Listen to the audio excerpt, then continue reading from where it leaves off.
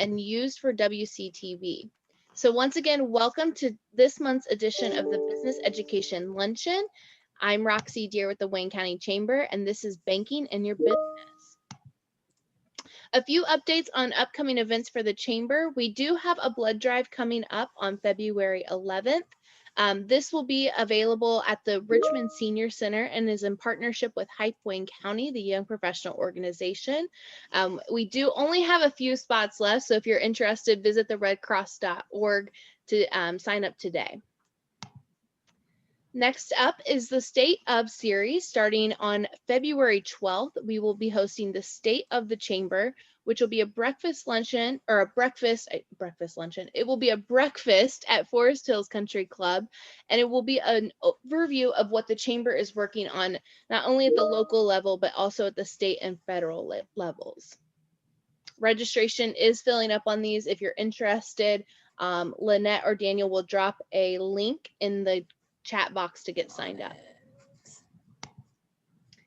Then coming up on February 24th, we have hiring veterans in Indiana, and this is a new program starting with Indiana vets out of Indianapolis. This is in an effort to get Indiana veterans across the country to move to Indiana once they are finished with their term in the service. So if you're interested, this will be a webinar that's free on the 24th at 11:30 a.m. and you can register for that as well on our website. Okay, we have a few more people joining us. Welcome.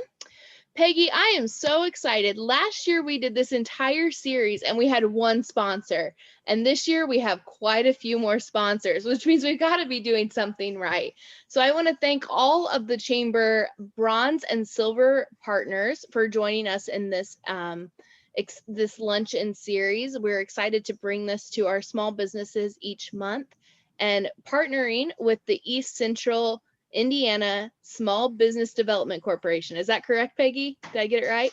It's a center. Center. What do I say? Corporation? I'm going to get it one day. So I'm so thankful to have our sponsors, but I'm going to hand it over to Peggy Cenova, and she is going to be our moderator today. So Peggy, the floor is yours. Well, I'm excited about today. Thanks for having us, Roxy, and I really appreciate the bankers who have agreed to be asked questions and let us know a little bit about commercial banking and small business. So I will have them introduce themselves at this point, and we'll start with Craig. Tell us who you are, who you're with, and all that stuff. Good afternoon. Craig Lichtenberger, First Bank Richmond, commercial lending officer. I've been here since 2011. I've been in banking since 1989, so it kind of dates me a little bit, right? And I started off sweeping floors and running mail and filming proof, if anybody, old bankers, remember that stuff. So I am doing actually what I absolutely love to do. In fact, I can't imagine retirement, because then I'd have to find something I like as well. So why retire? Anyways, is that enough? Well, I think that we're going to get to know you with some of the questions you answer as well. And aren't you lucky? Because how many people get to do what they love every day? That's just really great news. Absolutely. And next we'll have Casey. Tell us a little bit about himself. Casey, you are muted. Who keeps muting me?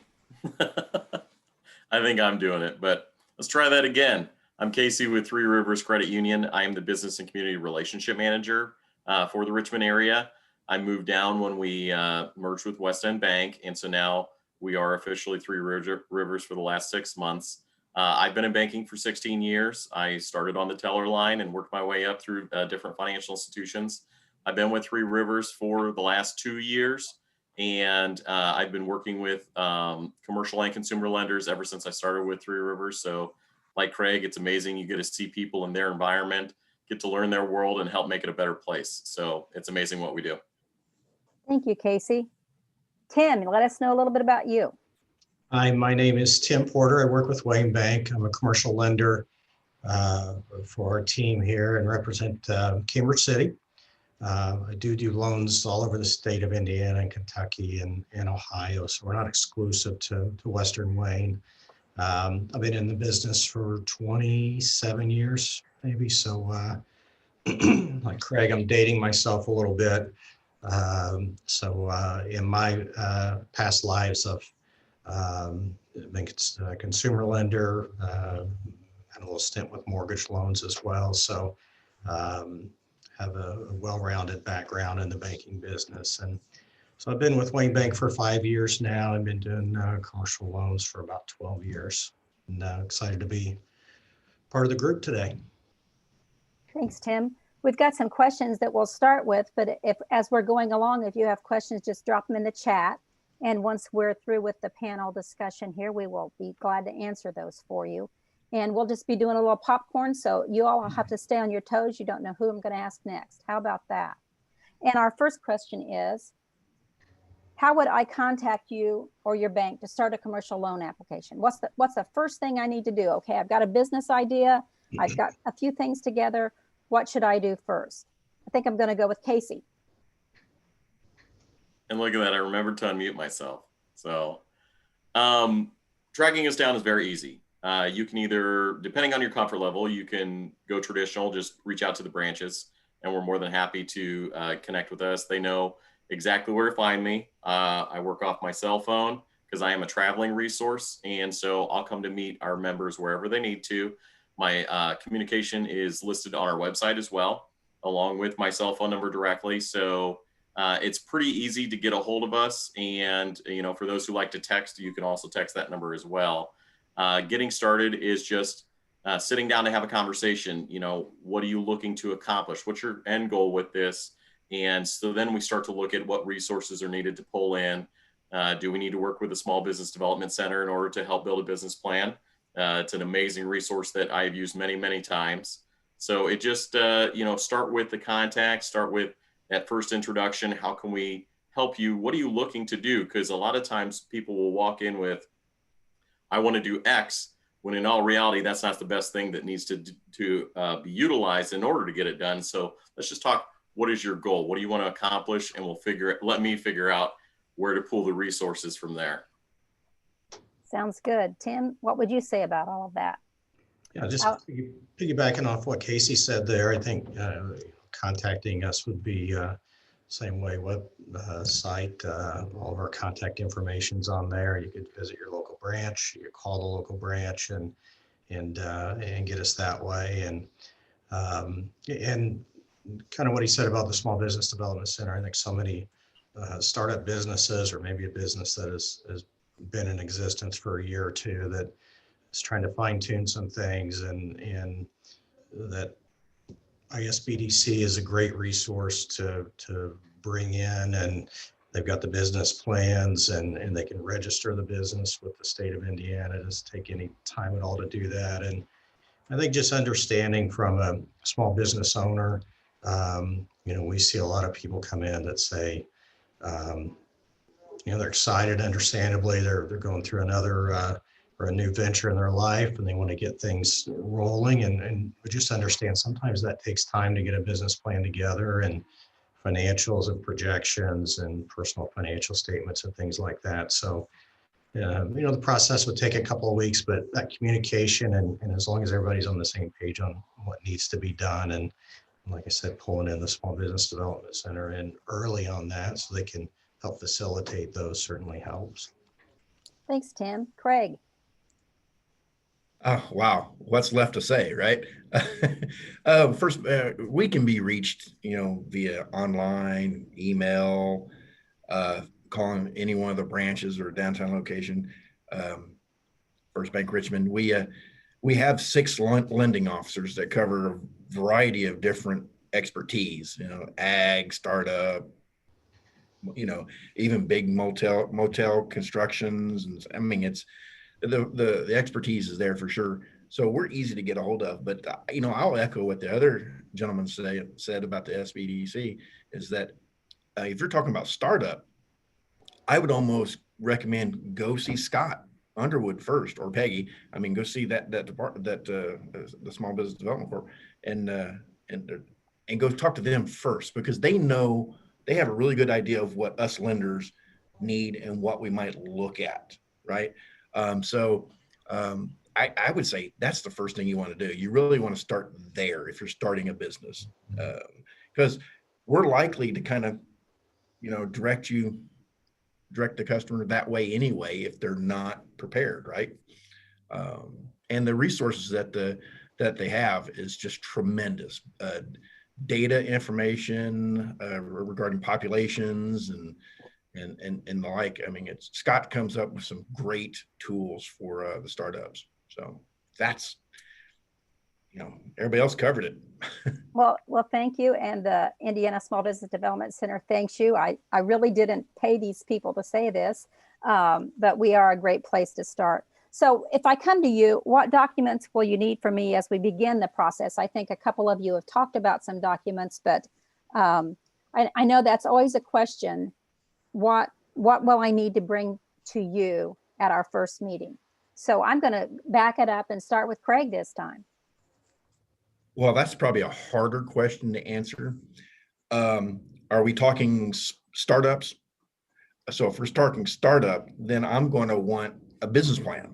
And again, you got to start with Scott Underwood to help put that together. What we really need depends on the project that we're looking at. And the business plan is going to cover a lot of that for startups. Tax returns, personal financial statements, that's the start. And anything beyond that is really dependent on the project that you're working on. Thank you, Craig. Tim, you got anything to add to that? I think for me, I think all the banks are going to be similar in what they're going to look for. But for me, when I'm looking at an application, I want to know that somebody's done their homework. And so on our end, sometimes, if we would say, your payment's $1,500 a month, and then, I have somebody that's only demonstrating they can bring in $1,000 a month, and they say, okay, well, that's fine. I just need to sell 10 more widgets and I'll get there. And that's really not a good answer. I like to see somebody that has all their numbers, they've done their homework, they've spent the time on it. And sometimes it's just not a good idea, what they're proposing. But I like to see that somebody's done their homework, and a lot of times that starts with talking to an advisor, and they can kind of walk you through projections and things like that. And then I think the other thing that we like to see at the bank is I want to know about you. I want your story. I want to know, about your family, why you came up with this idea. Was it working beside your grandpa for 10 years and you admired his work ethic and you want to carry that tradition on or whatever? I think there's a story there that we try to tell in our credit committees, and sometimes you believe in people more than a concept. So I like hearing those stories, and it's a way for us to learn a little bit more about our customers, just besides the transaction. I think we know a little bit more about them because of those stories. So we'll just look for that as well. Thanks, Tim. The thing that I always say when I'm talking to businesses, people do business with those that they know, like, and trust. And those questions you're asking help you to know whether you can know, like, or trust those people. Casey, what you got on this subject? The other two gentlemen really hit the nail on the head with covering the wide gambit of stuff. Craig mentioned before, it's really dependent upon not only what kind of loan are you trying to accomplish, but what stage of your business are you currently in. So one of the things that I will always tell people is, you should have 4 people as a business to help support your business and grow. You have a banking professional, you have an attorney, you have a financial professional, and you have an insurance professional. And that financial and accounting professional are the ones that are there to help you build that financial documentation. And so, again, I'll tell people, know your strengths. If you're great at building cars, you probably don't enjoy the accounting side of everything. So utilize that accounting professional so they can show you how to measure your business just like you would measure out the different parts you're using to assemble that vehicle. And so knowing your strengths, building in those other people to support you is just as vital as having that right documentation, and then not just waiting to apply to put that documentation together. As a business owner, you'll want to look at that periodically on your own in order to make sure that, am I in fact growing my business, or does it just seem like I'm growing my business? Can I prove it in the numbers, or does it just feel good? And, nothing wrong with feeling good, but at the same time, again, Tim mentioned it, I want to know somebody who actually knows their business. Management and owner experience goes a long way to making me feel good about that business. And there's those feelings creeping back in again. But yeah, definitely knowing your strengths and weaknesses is the only thing I would add to that. Can I add something to what Casey said? Go for it. He pointed out that those partners, very, very important. I will now add the insurance piece to it. I've always said lawyer, banker, and accountants, right? But now I'll add the insurance piece as a result of that. But something to keep in mind too is that none of them should be yes men or order takers. So, you need to be prepared to listen when they say the emperor has no clothes, right? Or if they give you pushback or give you direction, you really should listen to them, because that's their expertise. That's their background. They don't want you to be in a bad position 6 months, a year, 2 years down the road. So they want long-term customers and partners. So I just wanted to emphasize and agree with what Casey said on that. I appreciate that, Craig. And you made me think of one more thing too, is when you're getting your professionals, have honest conversations with them up front. What do you want to do? I want to get loans because I need capital. If that's the case, you need to structure your financials in a different way than I need to save as much money as possible. So, you got to decide, am I going to save 10 cents in tax, or am I going to build $10 in measurable value in my business? And so those honest conversations up front. But Craig's right. If somebody's telling you yes to everything, get the heck out of there and go find somebody else who's going to give you an honest answer, because yes is not always the right answer. Thanks for all of that. I think those who are listening are learning a lot. So in the next Peggy, question. Yes, before Roxy? we move on, I just want to make a note that there are 2 Judy Porters in the room, and one of them is actually Scott Underwood, who's been mentioned a few times already. So if we have questions, we do have Scott here, and he can answer those for us as well. Well, I don't think he would like to be known as Judy Porter, but we're glad he's here. That's pretty cool. That's my dream. Correct, Judy Porter, I see tonight, and not Scott Underwood. Scott's probably not as good of a cook as Judy Porter is. He definitely has a nickname now. There you go. Well, we're ready for question number 3. Does your bank work with any type of business more than another? Do you specialize in some industries and exclude some? And if you exclude some, do you have a referral that you send them to? And we're going to start this one with Casey. So we'll look at everybody. There is nothing that we're not going to look at least to have that initial conversation. If we're looking at, are there times where we may not work with a specific industry sector? It just depends on, how much we've already lent to that sector, because all financial institutions have concentration limits. So to your point, if I'm unable to be the person that helps somebody, yes, I'm going to look for a local community partner that I can refer them out to. So that way I can still be a center of influence and work with that member and make sure that they're taken care of. So there's lots of resources out there. Understanding that Three Rivers is not going to be everything to everyone is something that we all have, right off the bat, is we have a ton of products, but we still can't fill everybody's needs. So how can we refer them out to quality individuals who can take care of them like we would? Thanks, Casey. Tim, do you have anything that you would like to talk about on that subject? Yeah, I would echo that we'll lend to any industry. And I think where this question might have more value would be within those industries. Is there anybody that maybe you would have more caution in lending to? And so there's, think about environmental risk for a laundromat or a car wash, things like that. Sometimes, the ears kind of perk up when you hear of things like that. Maybe a building used to be an old gas station, and there's some environmental due diligence that needs to be done on that. So I think as far as industry specific lending, we'll lend to just about everybody, but when you get into those different businesses, sometimes the collateral, you might have a lower loan to value or additional due diligence because of the type of collateral. Thanks. Craig, what do you think about this question? Well, I'm going to take maybe a little broader view on this. Is that we've just talked about relationships with your banker and your insurance agent and the like, and your attorneys. I think any limitation that I have personally would be, am I an expert or am I familiar with that industry? So I'm not doing my prospect or my customer any favors if I'm not familiar with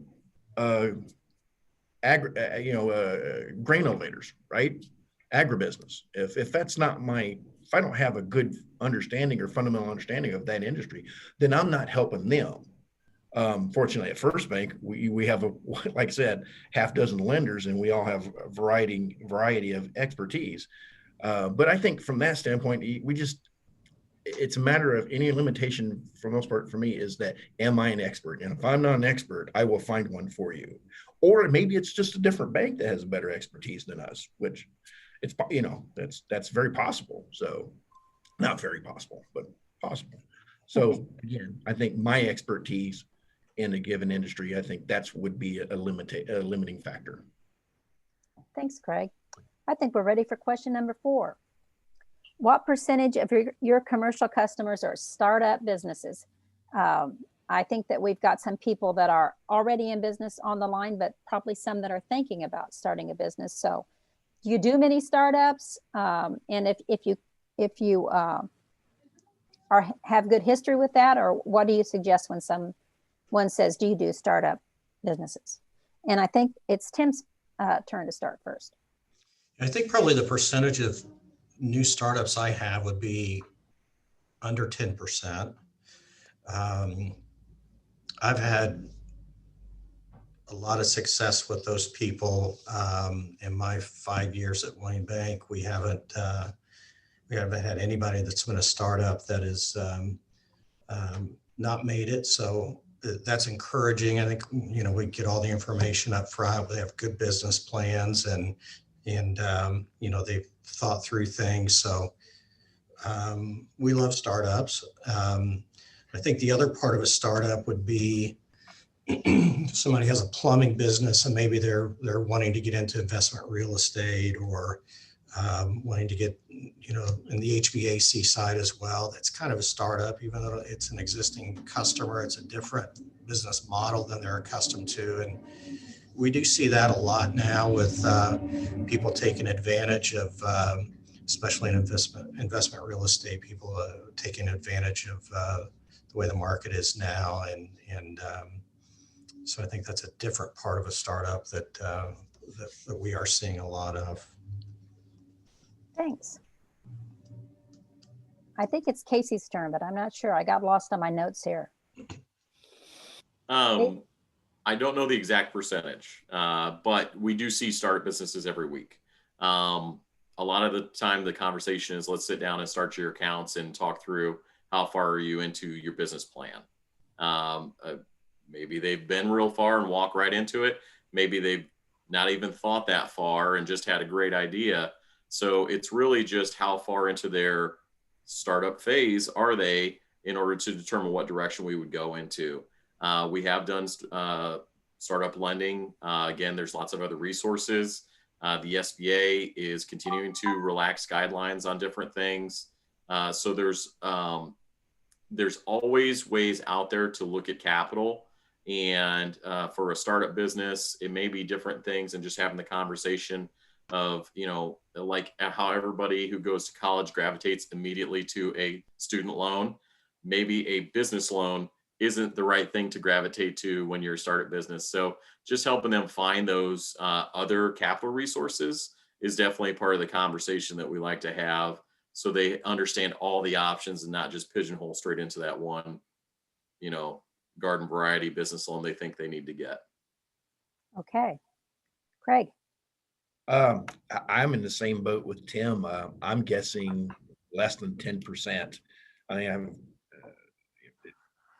I see more in businesses and the like that are actively growing and stuff, more so than more startups. But when dealing with the startups, I utilize the SBA program as much as possible, and that's probably the majority of my startup loans are SBA loans, just because they can allow for longer terms and better terms, and sometimes better rates.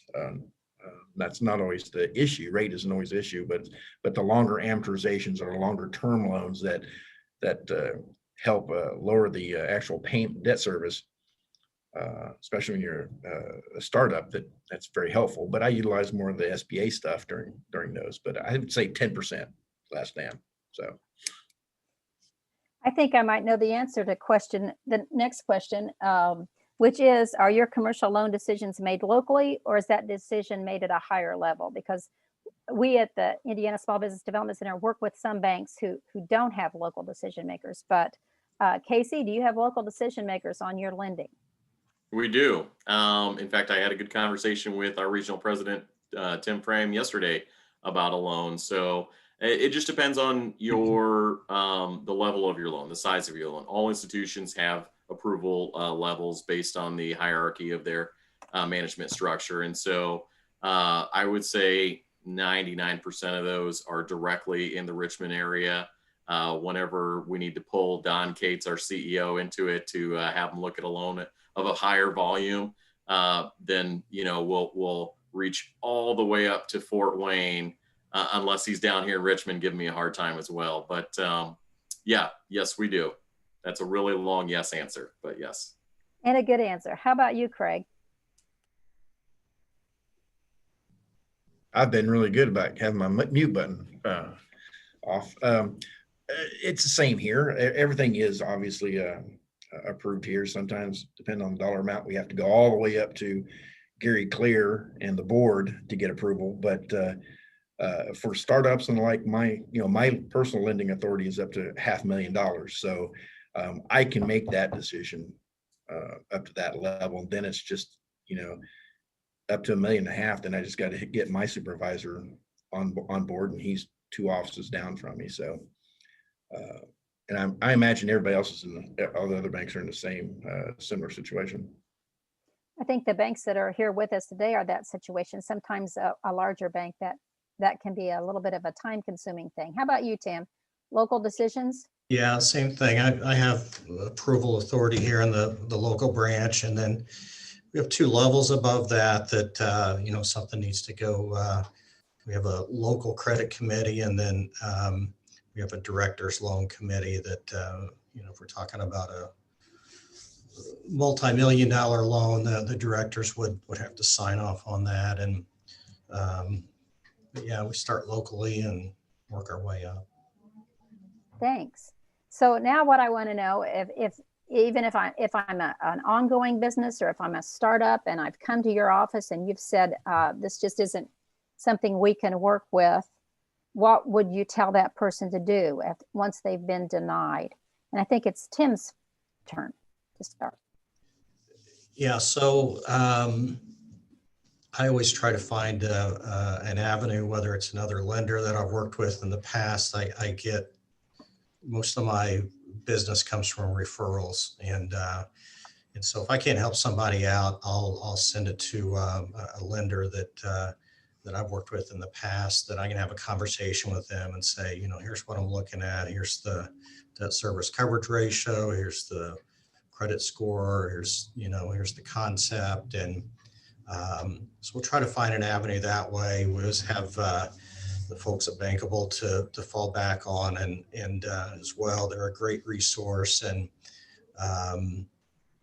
just to the team at the ISBDC, that's kind of their job, is to find financing for people, and they're very good at that. And so sometimes there's grants and stuff locally that people can apply for these loans, and they're up to date on all that stuff. And so that's another good resource for people. Thanks, Tim. Casey, what do you tell someone as they're leaving with their head down? Well, hopefully they're never leaving with their head down. What I always tell everybody, it's not a no, it's a not now. And so the way to look at it is, if we, at this exact time, this is not the right fit for you, what is? Tim mentioned a great, community organizations like ours work together in order to make sure we serve the community that we're in. So if it is another institution, if it's Brightpoint or Bankable, depending on what they need. If they're a veteran, are there veterans programs available? Like, again, with the SBA, they've really opened up a lot of that stuff for those individuals. But is this something that you can continue to operate without right now? And we take the next 6 to 12 months to look at a roadmap to get you to where you can borrow and actually be in a better position in order to do it, and maybe just self-finance for that time. And so there's a lot of different ways you can look at it. But again, it should never be a no. It should always be a not now. This is not the right fit at this time. What else can work for you? Thanks. Craig, do you have information on that? Have you said no to someone? I have.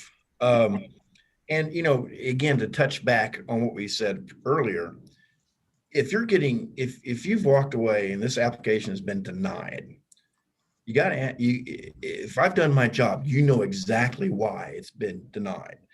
And it's for good reason. Remember, we don't want you to have to close your business in 6 months or a year and file bankruptcy and go through all that hardship. If we're saying no, or not now, or not yet, or then there's a reason for it. And if I've communicated it, then you should understand why. And then maybe it is still a next step to go to a Bankable or another vendor in that respect. But I would encourage the borrower just to make sure that they understand why, and that they're hearing their partner. Thanks, Craig.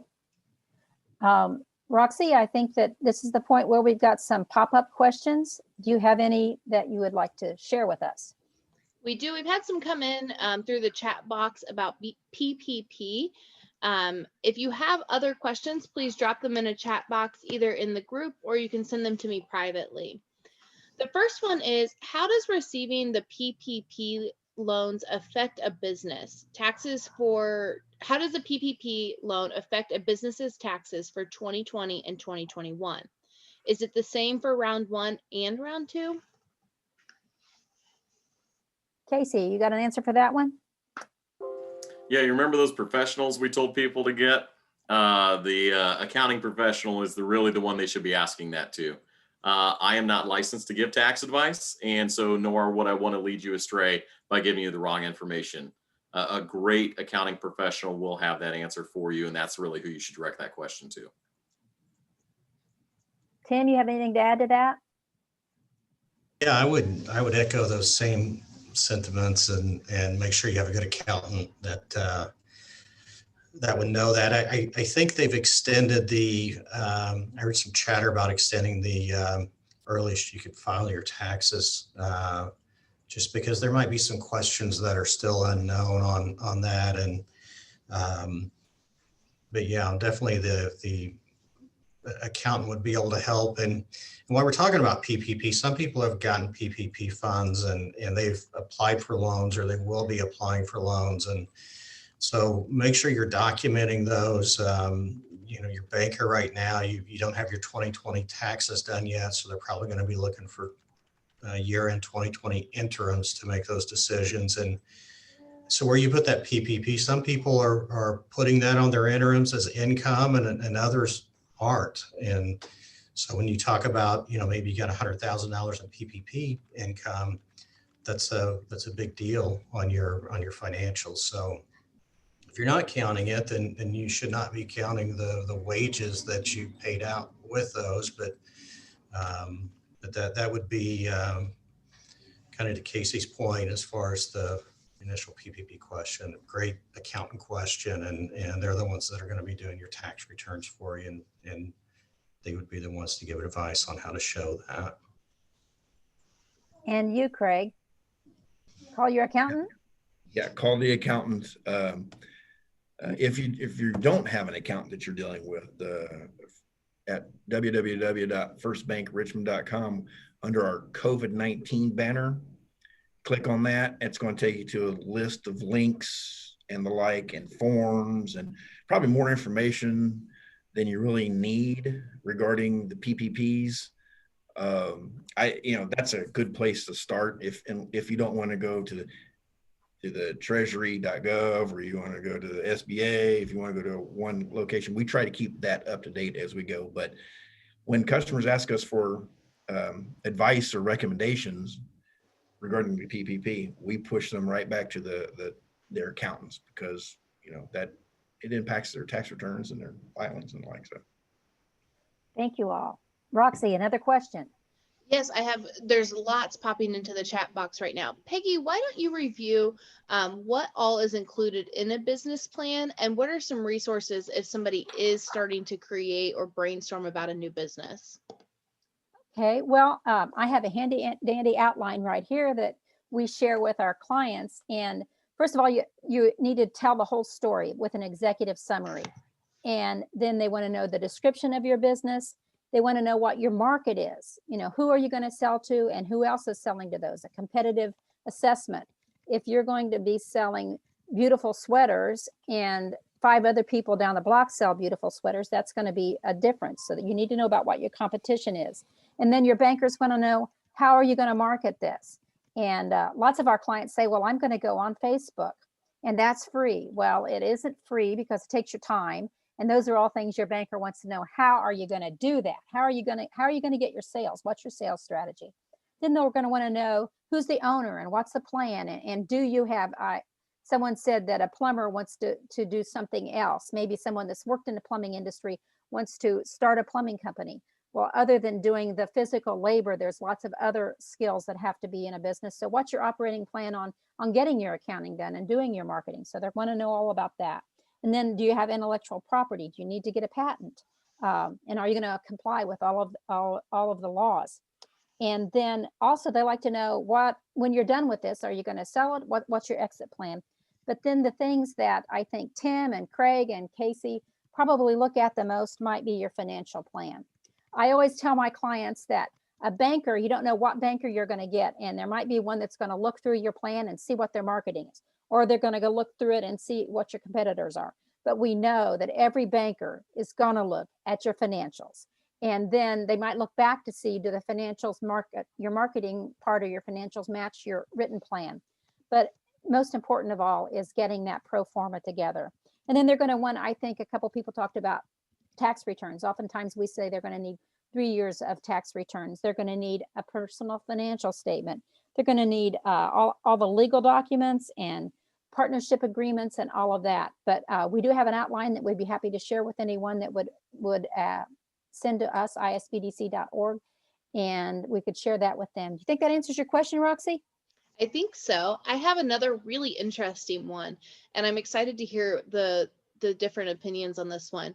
So someone needs a loan. How long does it take to process a loan? Should they expect an answer tomorrow? Let's see. I'm not even sure whose turn it is to go first. How about you, Craig? Well, as I said before, we don't have a score and go system where we just punch in a few numbers and see what it populates, and yay, you win, or yay, you lose, right? So it's not an overnight decision, especially if you're talking startups.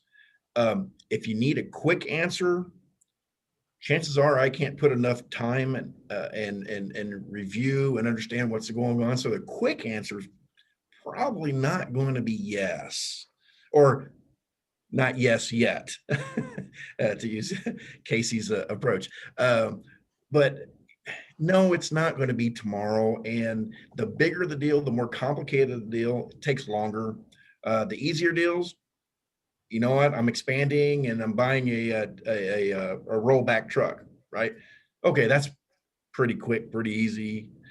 But if we're talking startup, we're starting up a beer craft beer manufacturing opportunity. That's going to take time. So, and that's my general answer to that. So, How about you, Tim? When I walk in your door and give you the information you need, time starts ticking. Well, how much is it going to take? Yeah, so anytime somebody needs a quick decision, I'm a little cautious. That tells me um, maybe they haven't thought out the plan or whatever. But I think a lot of that, I'm not pushing it back on the borrower, but typically when I need a quick decision, then I don't have my financials, I don't have a business plan. I need a yes or no on this. And I think all of us, we want to make loans. We want to help small businesses grow. And I think the first step in that is, all the things you mentioned on the business plan, the tax returns, the personal financial statements. If somebody comes in with all that information and we're able to have a dialogue with them and understand what they're trying to do. And if they can make that time, I like to spend at least an hour with somebody, and if they're able to make that time and they have that information, we can find an answer pretty quick on it. Now, there might be due diligence involved with an appraisal, title work, things like that will slow the process down. But yeah, if they have their information together and that business plan and an understanding where everybody can be on the same page, I think the process would go pretty quickly.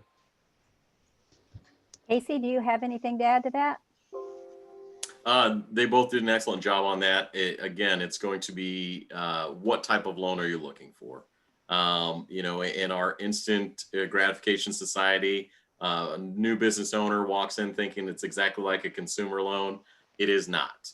But Craig mentioned if you are looking for just a simple vehicle for your business, that is a much faster timeline than it is if you're trying to build a new custom factory to invent some new widget or whatever like that. So one of the things that will always happen is we'll sit down and talk about what kind of loan structure you're looking at and give you an estimated timeline, and then set specific times that we're going to follow up unless something comes up, in between those times. But communication is always going to be key, making sure you're aware, setting realistic timelines, and then understanding from the borrower that this is not a consumer loan. There is much more financial documentation we need to look through.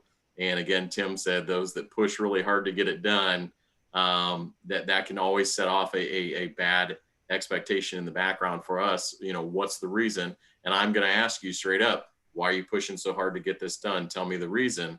Be prepared to give me an honest answer, because I'm always going to set you an honest expectation with a timeline. Thanks. Roxy, what we got next? So our next question is, so they've got a loan and all of a sudden they can't make a payment. What should they do? I know one answer. Don't hide. Craig's got his hand up. I think he's ready to go. Go, Craig. that's exactly what I was going to say, Peggy. Communication with your lender is key. Customers love to talk about their business when it's going well, and that's fantastic. But you know what?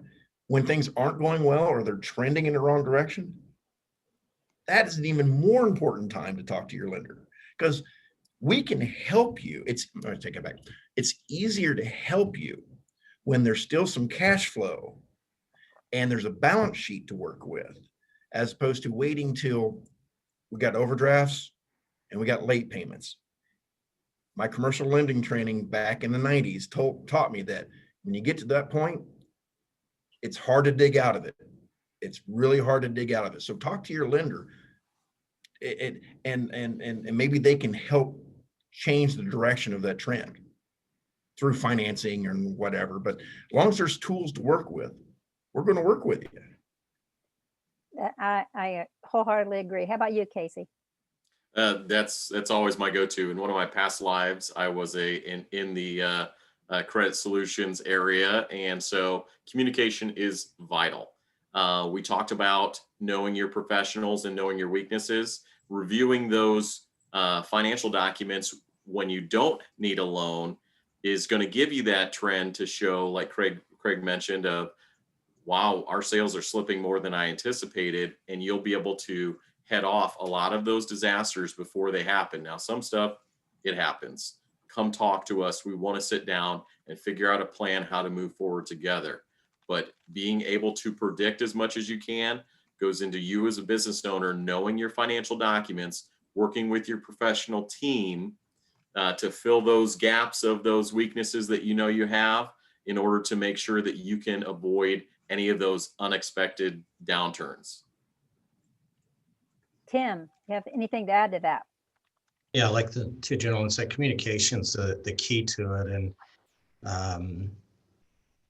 communicating after you're 30 or 60 days late is too late. And so if you have that communication up front and you say, these are the trends I'm seeing, these are problems I think I'm going to come up against, things are pretty tight right now.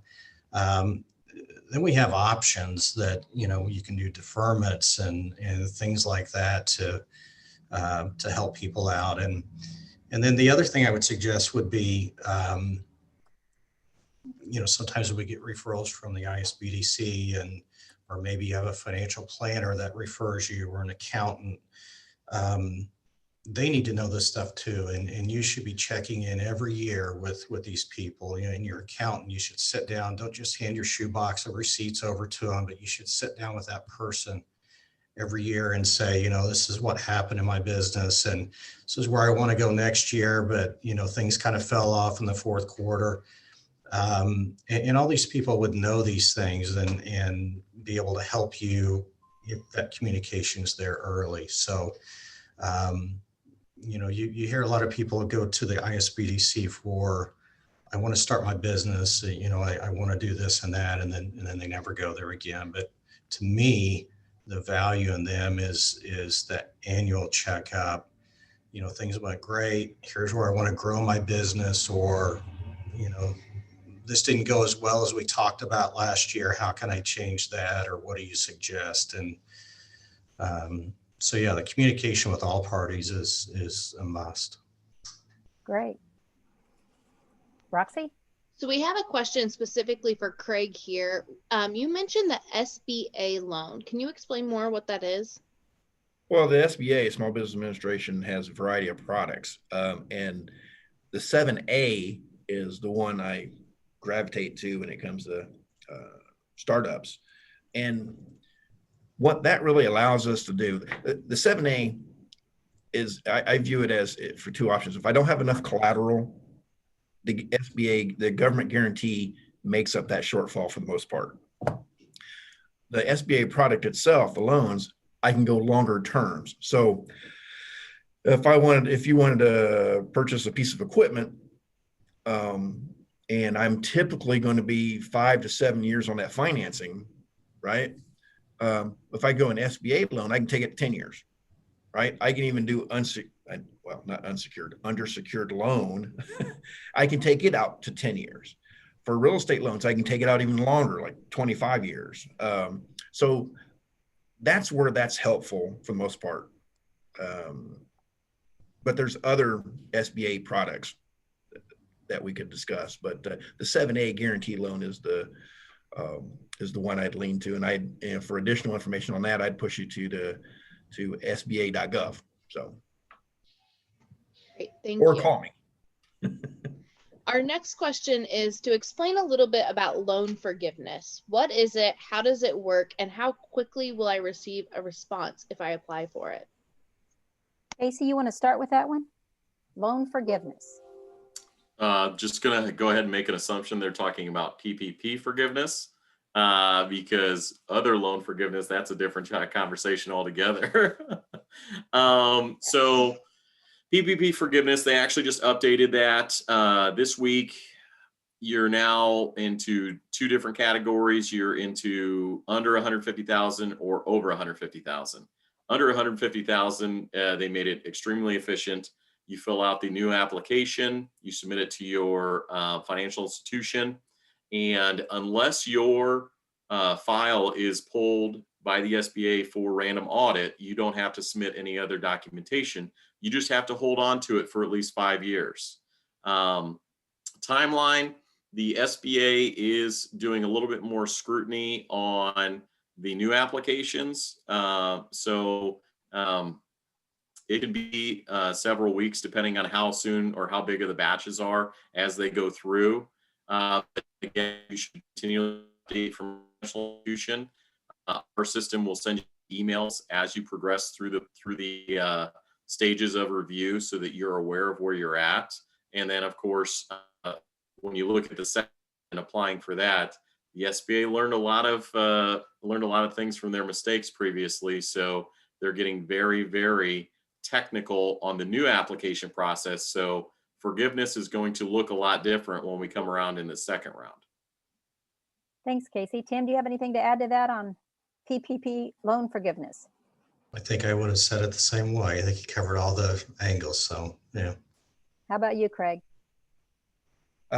Yeah, of course, when we're talking about the forgiveness, I'm assuming the draw one or the previous, not going forward. Unless you're getting reviewed, it should turn around quickly. Although I do have one or two that the SBA has exceeded the 90-day turnaround that they're committed to. And then at the same time, I've had forgiveness applications that I submitted this week and were approved and turned around paid to the bank this week. So there's really no rhyme or reason based on dollar amounts on how fast these things are turning around. So, but the majority of them have turned around pretty quickly. Thanks. Roxy, we got anything else? Sorry, I had to unmute myself. Last question, and this is a pretty quick one. What fees are associated with taking out a loan? Maybe it's a pretty quick one. How about you, Tim? So the fees are going to be determined by the collateral involved. If it's a real estate transaction, you're going to have an appraisal, a title commitment to show who owns the property, if there's any liens against it. You have a flood certification that's maybe $10. We charge a tax tracking fee of $78. That's basically, it's a third party that'll track the property tax payments. And if they get behind, they'll notify us. Depending on the type of structure, if it's a true commercial appraisal, those can, be up to $2,500 in cost. It's a little more in-depth appraisal than a standard residential appraisal. And then, title commitments will vary based on the loan amount. Our bank charges a small fee for depending on the size of the loan as well. So it really depends on the size of the transaction and the complexity of the transaction. I mentioned earlier, if you have a building that used to be an old gas station, you're probably going to have to get an environmental record search on that. And that's a couple $100. And if that throws up any red flags, you're going to have to get a phase 1. And if that shows any red flags, you'll get a phase 2 that will require some drilling and for soil samples. So each one of those is going to cost a little bit more. So it just depends on the size of the transaction and the complexity with the collateral. Craig, you have anything to add down on the cost of getting a loan? Simply put, we'll have our loan fee, which based on the size of the project, we have minimums, right? But it's nominal sometimes compared to what you have out of pocket to execute the credit. So I really look at the fees as pass through, and then what the bank gets to keep. So a lot of what Tim listed, that's all pass through. That's the stuff that we need to do with third party vendors to ensure value and quality and certifications and the like. So pass through, that just depends on the project. So like Tim said, he listed them out, but the bank does keep a small fee depending on the size of the project. Casey, you have any additional fee information? No, that sounded pretty close to, all financial institutions are relatively going to be the same.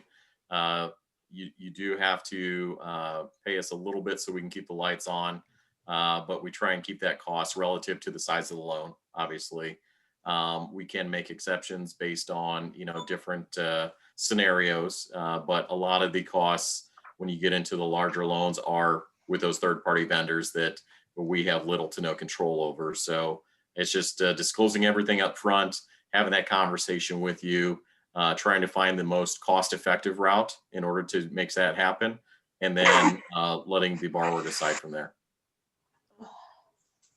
Great. All right. Well, I want to wrap up by saying thank you to our sponsors today for making this happen. You can see that our bronze and silver partners have stepped up to the plate this year for business education. But I also want to give a thank you to the 3 banks represented today, because they are big sponsors of the chamber at an even larger level. And so we have 3 Rivers, First Bank Richmond, and Wayne Bank. And we are so happy to have them as partners for the community, but also partners for the chamber. So thank you all 3 for being here. And also thank you to Peggy for moderating today's discussion. It has been recorded and will be available on YouTube later, but it will also be available on WCTV Channel 20 starting on Tuesday night. So next week you'll be able to watch this show. I do want to remind you that next month, February 25th, is Ask the Attorney, where we will do the same thing, but with a panel of attorneys throughout our community, asking all those popular legal questions that you may have for your business. So please join us. That information will be available soon, where you can register just like today. Finally, I want to remind you that February is the Love Local month in Wayne County. So remember to shop small, eat small, live small, and dream small for our community, because we have so many great community efforts going on.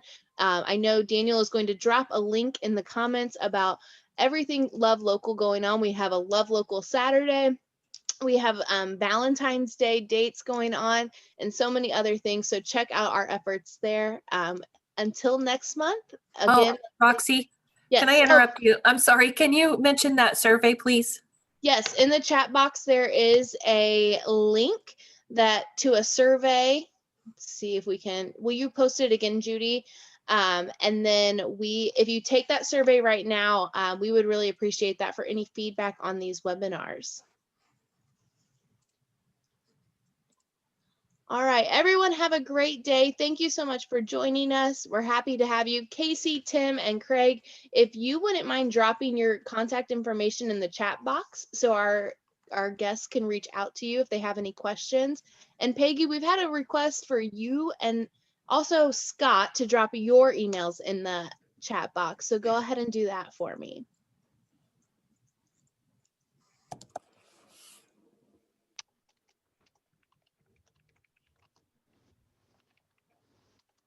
Absolutely. Thank you all for joining us today, and I hope you have a great day.